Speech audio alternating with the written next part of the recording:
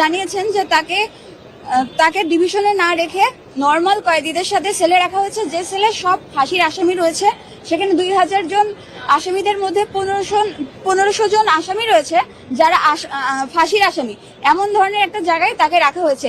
তিনি গত 27-10-24 তারিখে ডিভিশনের জন্য প্রাপ্ত হন এবং ডিসির কাছ থেকেও অ্যাপ্রুভাল পান এবং তিনি ডিভিশনে ছিলেন। পরবর্তীতে তাকে কাশিমপুরে নিয়ে যাওয়ার পরে সেখানে আসলে হাই সিকিউরিটি 4 নম্বর সেলে রাখা হয়েছে, যেখানে কোনো ধরনের ডিভিশন নাই এবং তিনি শারীরিকভাবে অনেক অসুস্থ এবং ওখানে কোনো ডিভিশনাল সেলের সুযোগ সুবিধা না থাকার কারণে তিনি শারীরিকভাবে এবং মানসিকভাবে এবং অনিরাপত্তার মধ্যে জীবনযাপন করছে। এই বিষয়টাই আদালতের দৃষ্টিগোচরে আনা হয়েছে।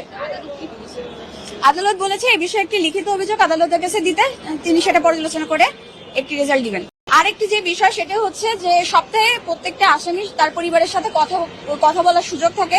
এখানে তাদের মানবাধিকার লঙ্ঘন করা হচ্ছে, তাদেরকে তাদের পরিবারের কারোর সাথে কথা বলার সুযোগ দেওয়া হচ্ছে না, তাদেরকে ফোনে যে যোগাযোগের ব্যবস্থা সেটাকে কাট করে দেওয়া হয়েছে।